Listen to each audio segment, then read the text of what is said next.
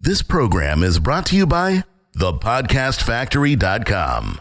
When people are just getting introduced to online marketing, guys like you and I who've been telling stories for a long time and writing emails, we see how kind of simple and formulaic and easy it is. But for somebody that's just walking into it, it's like, being handed a Kalashnikov rifle and being told to take it apart and put it back together again the first time you're ever handed it.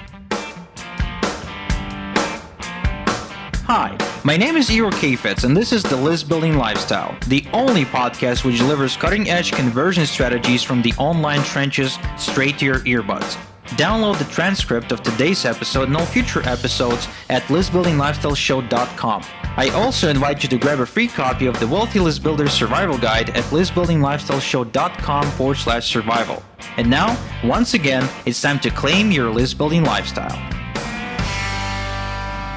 Welcome back to another edition of the List Building Lifestyle with your host, Igor Kheifets. Craig Ballantyne is the editor of the Early to Rise newsletter. He's a best-selling author of The Perfect Day Formula. He's a strength and conditioning coach. He's the author of Turbulence Training, and he contributes regularly to the Men's Health magazine. In short, Craig is an incredibly productive individual who runs one of the largest newsletters in the world that helps you get healthy, wealthy, and wise. Craig, how are you doing today?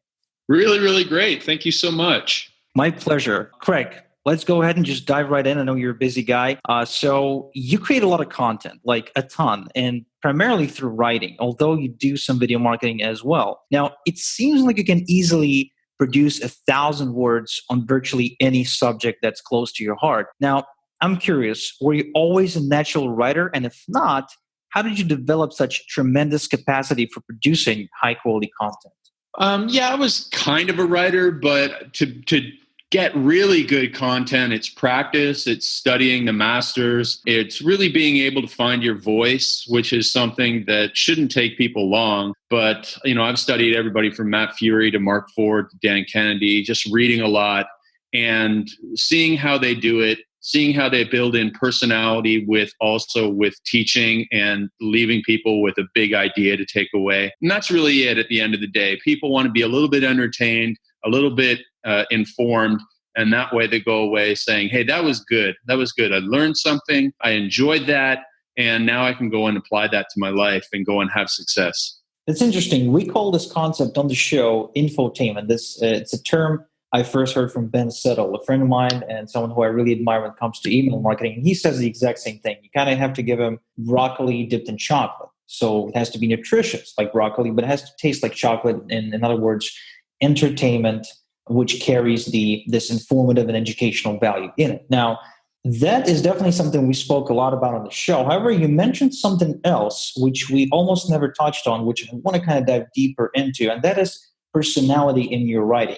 Now, do you mind sharing exactly what it means? Because I don't think too many people understand that. Right. So I talk about my dog a lot. And, a lot of people like dogs, and it's a little bit of insight into my life. Some other people talk about their hobbies. Dan Kennedy talks about his horse racing. Mark Ford talks about his jujitsu down in Florida. He talks a little bit about his spouse. And it's all that sort of stuff. One of my favorite writers is Bill Bonner, who writes, these investment newsletters, but he talks about history. He talks about Greek mythology. He talks about, all the places that he's traveling. And, people, again, just want to have that little bit of entertainment because they're generally reading these things stuck in line at the grocery store on their smartphone. They're reading it at work. They're, in the cubicle. They're reading it when they're bored. They're not reading it when, they're at the bar on Friday night. So because they're reading it when they're bored, you have to show up and inject some personality into it. I really love that analogy of broccoli dipped in chocolate. That was the first time I've heard that. And I think that is a wonderful way of saying it, because if you just sent them an email and it was just facts and figures, people would be a little bit bored by it and they wouldn't hang around. And I know I've stayed on people's email lists for months just because I wanted to see where they were traveling to, even though I didn't really read most of their content. And then so another guy who does an amazing job of this is my good friend Simon Black at sovereignman.com. He's like a real life James Bond without the shooting of the guns and stuff, but he travels the world as a young man, and there's really a lot of people who probably read him just to live vicariously through him. So at the end of the day, whatever you're writing, you need to be writing it so that your readers are living a little bit vicariously through your life. Whether, if you're writing fitness stuff, you need to be the fitter than them, and building more muscle than them, and talking about it and living large because of it. And if you are somebody who's selling real estate, you need to be out there making deals and talking about it, and talking about the characters that you deal with, and so people can really enjoy it. It's like a reality show. Interesting. I never heard anyone presented this way before, because a lot of the people in our community, they're being taught to talk about their kids, talk about their whatever they're going through life right now. But it never worked for me. Like the things that really worked when I spoke about them that had any relation to my life were big things, like getting married, or having a child, bringing a child into the world, or maybe a death in the family.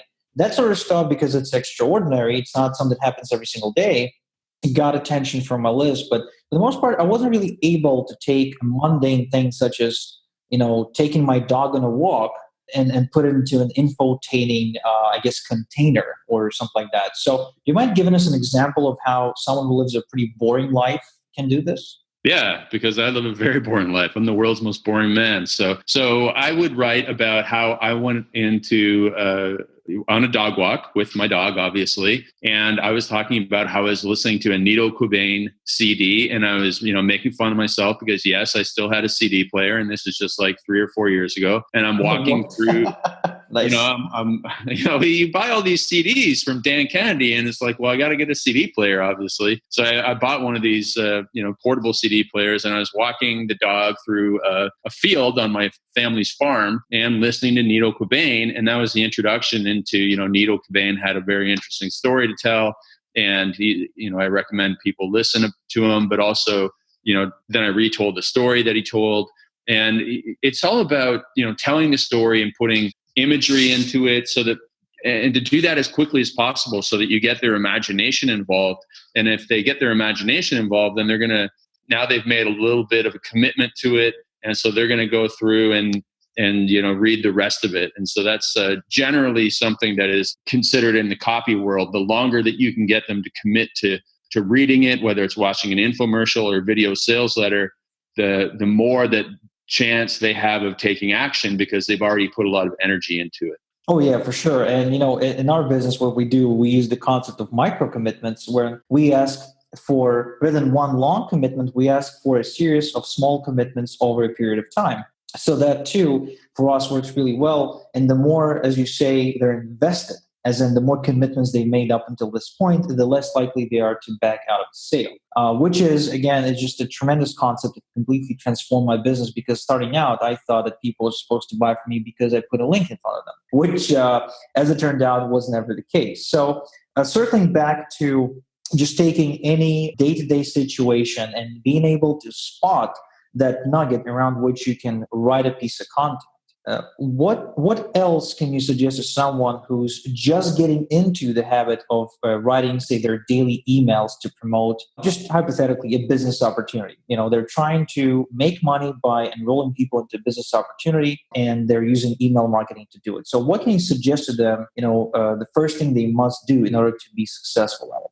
They certainly need to have some experience with the stuff. They need to know other success stories that they can share, because people want to see proof, like, hey, I don't believe that anybody can do it. Okay, now you go and say, well, listen, I did it. Here are my results. And you're like, oh, okay, I believe that you can do it. Now, I still don't believe that I can do it. And then so you go and you share some other success stories. Say, here's John. He's 45 years old. He's an accountant. He had 2 kids. He just got divorced. And so he has, high monthly payments to his wife. And he was like, how can I make some extra money? And, John came to me, and we sat down at the pub, and where, I was drinking this, he was drinking that. And you would put the details of what the drinks are in there, because people love to hear about, what you're eating and drinking. And then so and, build a nice little, it was a nice old charming pub with a fireplace in the background. And, there was an Irish band playing in the corner, and we were yelling over our drinks, at the top of our lungs, going back and forth on, hey, how can we make John some money to pay off his wife who's,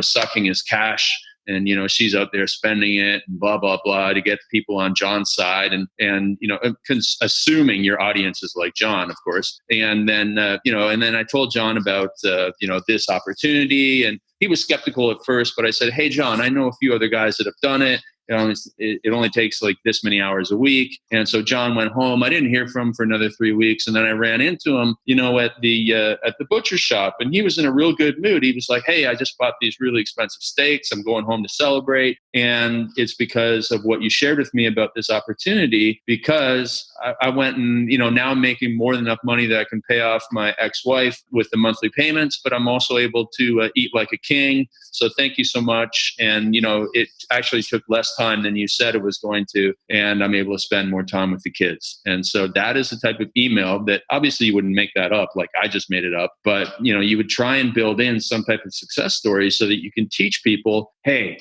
this is how it works, this is who it'll work for, these are the, I know you're skeptical about this and this, but here's a guy that overcame worse circumstances than you're in. If he can make it work, so can you, and away we go. All right, so there's a few big lessons in this. First off, you're a great storyteller.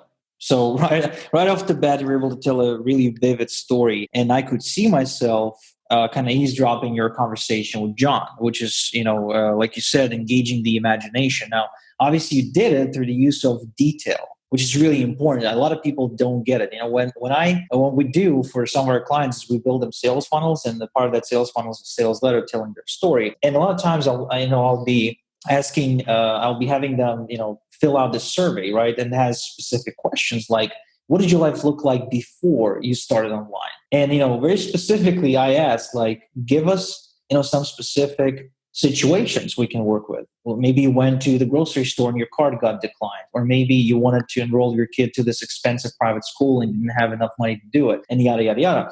And, it's funny, almost every single time I have to go back and ask these people to fill out the application again, only this time with details, because almost everybody kind of sums things up. And I noticed that's one of those really common mistakes when it comes to writing and producing content. People sum things up. Did you ever spot anything like that? And if you have, why do you think that happened? I think it's just a matter of them needing more time in the business. It's like anytime you're introduced to anything, there's so much going on that you can't even appreciate the details. You just don't know so much. And so when people are just getting introduced to online marketing, guys like you and I who've been telling stories for a long time and writing emails, we see how kind of simple and formulaic and easy it is. But for somebody that's just walking into it, it's like, being handed, a Kalashnikov rifle and being told to take it apart and put it back together again the first time you're ever handed it. Obviously, that's going to be so intimidating and overwhelming. And so people can't even think of all the details, that would come to a customer in their business. And also, if they've been in the business for a long time, they, like you and I don't think email writing is hard. They don't think that there's a lot of details in their business. They think it's a lot simpler than it is, and a lot more boring than it is. So it just needs good questions. And so maybe it's just a matter of you asking better questions in the application to stimulate their imagination. Getting into a customer avatar is a really great exercise for people to do to help them understand who they're writing to. That's really important. And that's a good place to start them thinking in the customer's shoes, which at the end of the day is what the marketer has to do. They have to think from the customer's shoes so that they know who to speak to when they're writing to the customer, but also what to say to them and make sure that they're catching their attention. Well, you're absolutely right. Just like in any communication, I guess, I am responsible for 50% of it. So I'll definitely go ahead and rework the questions to try and elicit better details. Thank you so much for that. And as far as like us not noticing the details, that's absolutely true as well. Because when I first started hiring people in my business, I thought it was going to be an easy process. I just brought in a girl. She was 19 at the time. And I was like, man, this is so easy. I've built out all the systems. It's all working smoothly. You just got to run the show, and I, I kind of put her in the driver's seat. And I immediately realized that this is way more complicated than I thought. And, things I do take for granted and I do on almost autopilot without even thinking about them, for her, it takes like 2 hours sometimes. So I had to learn this the hard way. And you're absolutely correct. We do tend to kind of assume things and take things for granted, for sure. Now, another question I've had was, you seem to be able to produce all this content in a very short time span. I mean, just like anybody else, you have only 24 hours in the day. So how many hours a day do you actually write? 3 or 4, I would say. And, the most important thing to me is early in the morning, which is my time of day when I am the most productive. And everybody's going to have their own time of day when they're most productive. And that's just a matter of making sure that you recognize it. So, use a time journal and go through your day and identify where you are most productive. And then once you've identified your most productive time, make sure that you're doing your most important activity at that time. So if you are a writer and you're most productive between 9 a.m. and 11 a.m., then you can't be doing anything else between 9 a.m. and 11 a.m. You need to be focused on that.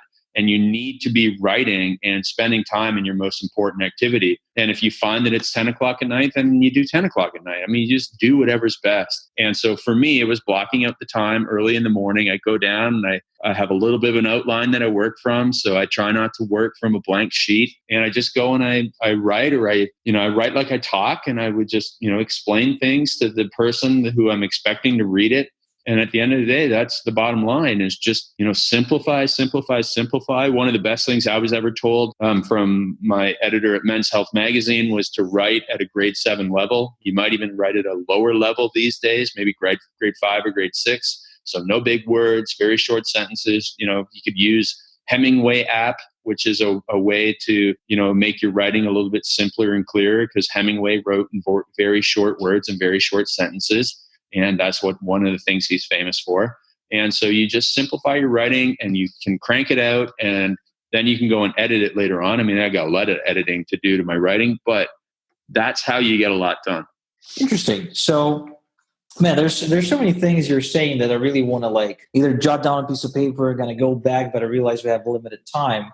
So you mentioned something, though, that I believe will be extremely beneficial to our listeners. You said you write like you talk. And I've had a bunch of instances where people said they were uncomfortable with writing, but when they were talking to me, they were able to present their ideas in a very interesting and entertaining way. So I told them, why don't you just talk it out? And they just recorded themselves and then transcribed their recording, and bam, they had writing going on. So did you ever do anything like that?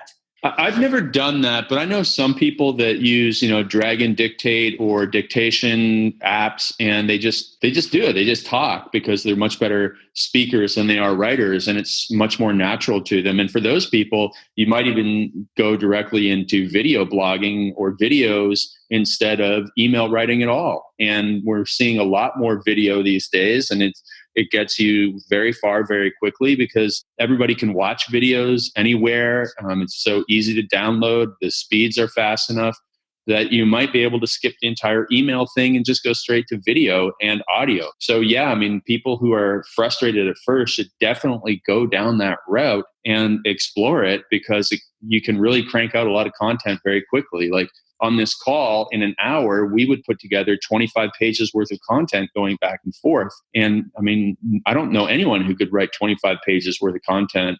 That's probably like 5,000 words in an hour. Oh yeah, for sure. And I know there's a lot of services out there that help you write a book that actually, because so many people are afraid of writing, they will allow you to talk the book out. And I've done that actually. I've talked a book before. Oh, no way. Tell us a little bit more about that experience. It's very simple. It's really just pick, 10 chapters, then 3 sub-chapters, then 5 questions for each one.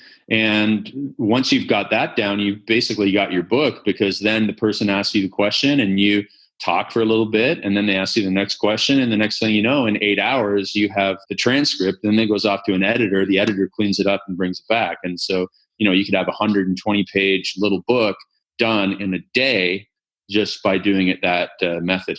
This is incredible. I mean, communicating with you and just looking at what you do, I get the impression that you can create what most people do in a year sometimes within like a week or even a month. And it's so weird to people like me who are used to think about writing as this complicated, time-consuming task, or content creation as this thing that really makes you want to, just stay in bed, not really go out and create anything. So I really thank you for sharing all these tips and nuggets with us on this call.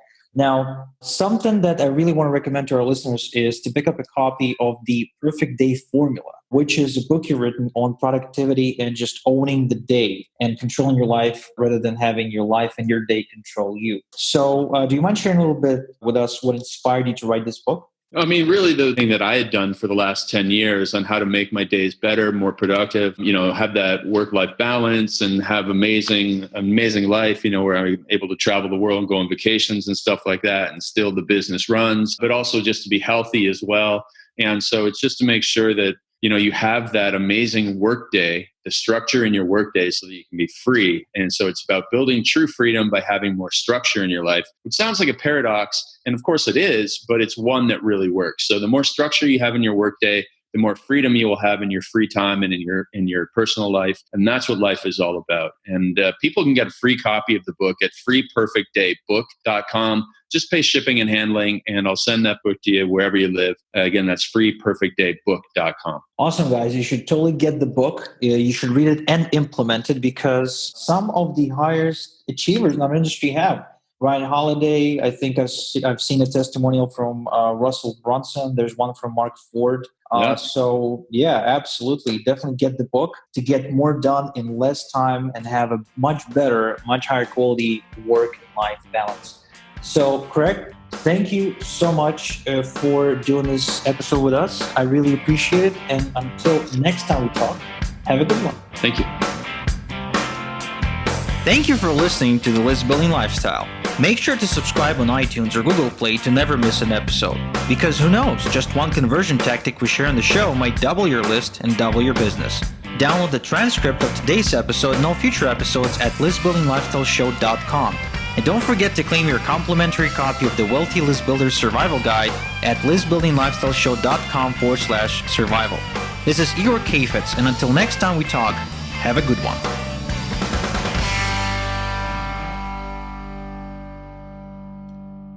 This is the podcastfactory.com.